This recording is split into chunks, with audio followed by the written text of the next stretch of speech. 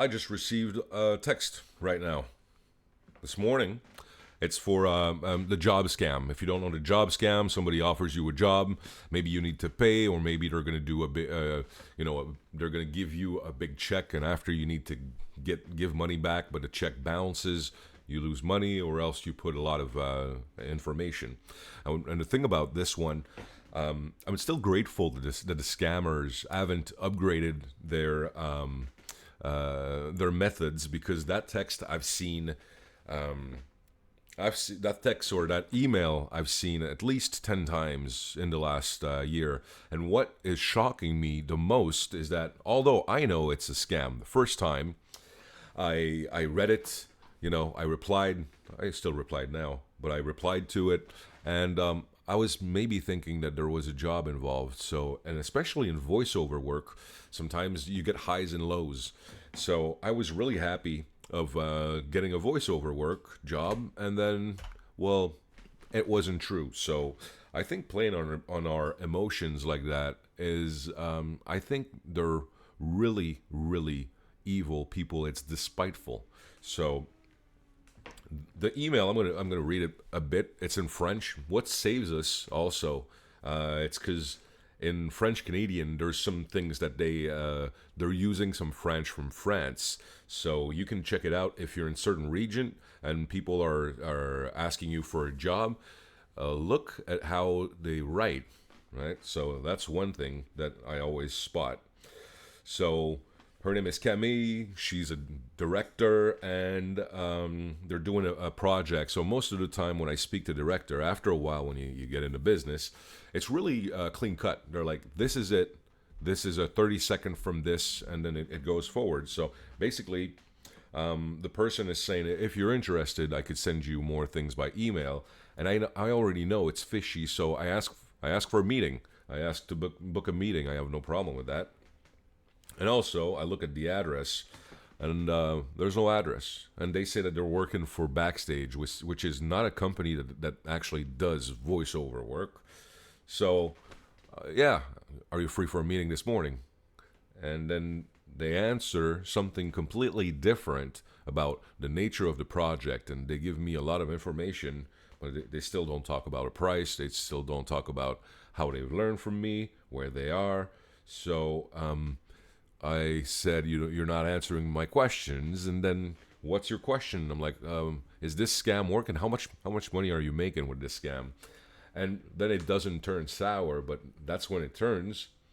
Now she's super shocked, being like, oh, we're legit and this and that. And after I ask for the address and I get answered in English, so I think it's despiteful. I didn't know that. I did some research on job frauds, and I think it's the third biggest money lost in the United States. It's one of the top five. So basically, there's pig butchering that we'll talk about, because I think it's awful. There's crypto scam, there's job scams, and after there's the ticket scams that I already did something about, and the grandfather or grandson scam that I also did something about. So I think all of this is really despiteful, and that's why I'm doing something about it. And I think we should all do something about it. I've already gave you some. I'm sorry to say, I gave you some information in another video. The lost in Canada alone is $700 million. So they're thinking about 1 or 2 billion in the United States. It's a huge problem. I believe it erodes the trust of society. So that's why I've built actually a free scanner that you can use on ScanScam.ca, and that's why I'm spending a lot of time to try to understand all of this, all of these scams. It's a subject that you don't really want to know about when everything is okay, but everybody gets touched. And what really shocked me is that even though I know it's a scam, maybe somebody else doesn't. So how do I protect that person, right? Because this is not a scam it's only a link, like a store scam where you put a link and after it's going to tell you if there's a virus or not. This plays on human decisions. This plays on how we perceive reality, and who do we trust, and what are the good levers of manipulation to get us to a state where we're not thinking rationally and we're just taking decisions that are really bad for us. So this really pisses me off. But I find it fascinating also. The mechanics, the engineering, the social engineering that you can do to try to get into somebody's mind and emotion. So most of the time you put a big price. There's something I call that the Walt Disney effect, and we'll talk about it more in another video. But it's kind of that, you know. It looks like a dream. It's shaking a dream in front of your face, and after it's punching you. So that was my little rant for this morning. I don't know if I'm going to edit this video or not. I'm doing a lot of tests right now to see what's the good format. So I'm just going to play along, try a few different things. But seriously, if you got any scams during this week, or any scams at all in your life, and you want to talk about it, I was shocked when I started to work on this particular project that everybody I know, they know at least 2 or 3 people that, you know, somebody tried on them. So, and some lost their identity, some lost some money, everything. I know so many people that got scammed, and we have a societal problem that we don't report them enough because we think that nothing is going to happen. It's like if we're taking this responsibility of protecting our society and our castle and we're giving it away to somebody else. I'm against that, you know? Like, we need to take care of it together as a big network. Anyways, and also, where is it going to go? I am having a lot of problems right now seeing what is true and what is false with AI and all of this reality, all of this media that we're consuming. So I'm having a lot of problems seeing what is true and what is not, and it might go faster and faster and faster. So before there was that oil salesman guy that you just, you know, you knew he was selling oil, snake oil, but he was really good. He had some great rebuttals. He was building a lot of people. He was paying people to be in the crowd, to buy some bottles, to stop walking with its crutches and everything.